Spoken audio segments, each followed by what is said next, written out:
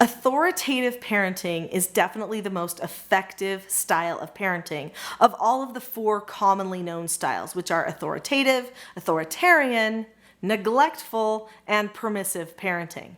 But I don't call it authoritative parenting. I call it traditional strict parenting. And when we think of it that way, we learn a lot more of what it really means to be authoritative. By the end of this video, you'll understand how to be a better parent.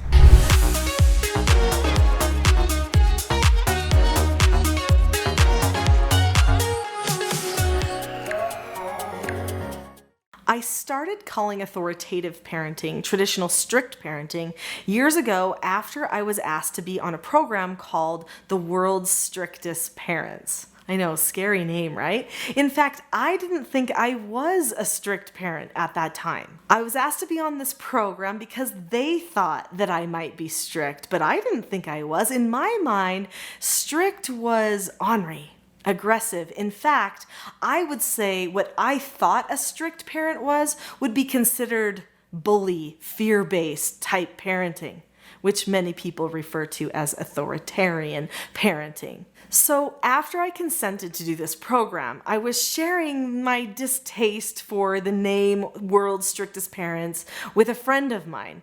And this friend, she was a lot older than me, in her late 60s, I believe. And she said to me, "Nicholeen, you don't understand what strict means. You definitely are a strict parent. One of the strictest I know. A strict parent doesn't need to yell." My mind was blown. What? I was strict? I had no idea. She said, "Go home, Nicholeen, and look it up. You'll see you are strict." She's like, "I'm not even going to try to convince you of it." So I went home and I looked it up in my Webster's 1828 dictionary. And there was a great definition there in the dictionary, which essentially said that a person who is strict is a person who governs themselves by their principles. A person who says, "These are my principles, so this is the action I'm going to take, and I'm going to stick to it." Oh, whoa. When I read that, I realized I was strict. I might be the most strict parent I know. No wonder they asked me to be on the program. If you want to see that World's Strictest Parent program, then you can click that up in the corner and it will take you to that program that happened in 2009. So really there are only 3 types of parenting, even though people usually talk about 4 parenting styles. There's traditional strict, bully fear-based, and then modern progressive. The modern progressive type of parenting is the type of parenting that's more permissive, more neglectful, a little bit more wild, and don't do as much training of their children as the other 2. But the bully fear-based has its problems, doesn't it? The bully fear-based is very domineering, oftentimes uncaring, definitely more aggressive, and leads to a lot of troubling behaviors like a feeling of low self-worth, dishonesty, codependence, and so forth. The traditional strict parenting is definitely the way to go because it's the only style of parenting that is actually based in freedom. True liberty is the result of traditional strict parenting because when a person has liberty, they have full knowledge of something.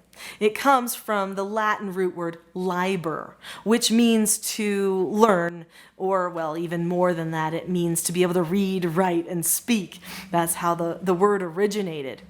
And we see the root of that word in words like library, which is where libros in Spanish, or books, would be, okay? All of those words come from that Latin liber, and they lead to freedom. Well, liberty is the result. Real freedom is the result when a family knows who each other is, and they live according to their roles, and they have specific principles and skills that hold them together. A traditional strict family is a planned family. That means they don't just go with the flow, but they say, what type of a family do we want to be? They make a vision for that, I've got videos on this channel that talk about that. If you haven't subscribed, you should, because then you can not miss out on any of those other videos. The vision that a traditional strict family makes leads naturally into making standards for their family, having meetings together as a family so that they can problem solve as a group, and having skills that they use that are in common with all family members to solve problems and to communicate effectively. It takes time, it takes dedication, it takes self-government on the part of the parents, and they need to teach that self-government to the children, but it's totally possible, and the best thing is, it's really liberating. I took in foster teens for a lot of years into my home, and they would come feeling worried about this new placement that they were coming to, if we were going to be understanding of their needs, if we were going to be angry or aggressive to them. And after they were in our traditional strict family environment, for sometimes just a couple of days, their whole countenance changed. They felt safe.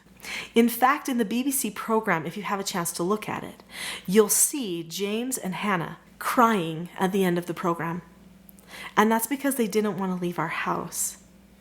They asked me and my husband if they could stay, if they please didn't have to go back to England. They said to us, "We feel so safe here." It broke our hearts. We love them. We still love them, and we wanted them to be able to stay. There have been so many people that have come to my home over the years that I've wished they could stay. And they'll always have a piece of my heart. But I'm so glad that they tasted freedom at our house, that they were able to see there was a better way, so that when they went on with their lives, they knew there was another choice besides whatever they see in their families or in society around them. It's been such a joy to be in contact with our foster children and to sometimes be in contact with James and Hannah from the BBC show, and to hear of the great things they're doing, the self-government that they're having, the freedom that they have because of 8 days in a functioning family. A family that's planned is a family that's functional because they're not manipulative. Bully fear-based families and modern progressive families are both manipulating their children in order to make life easier for themselves. Whether it's to not have to handle it or do anything, or whether it's to control everything so that they get something their way. Both ways, manipulation. And anywhere on the spectrum between those two things, manipulation as well. So what things can we expect out of a traditional strict or authoritative family? We can expect increased family unity because the culture in a traditional strict type of family is about the family, not about the individual. We can also expect that the children who are raised in a traditional strict type of family have a good moral foundation that they'll be able to fall back on. We can expect increased honesty. We can expect the parents to be seen as leaders. In fact, they're the type of leaders that model the things that they lead to the children. This type of environment is nourishing. It cultivates the souls of the children and the parents. Traditional strict parenting is definitely the most effective. And children who are in that environment have the greatest gains in their lives. To learn more about what these gains are, watch my video, How Do Parenting Styles Affect Child Development?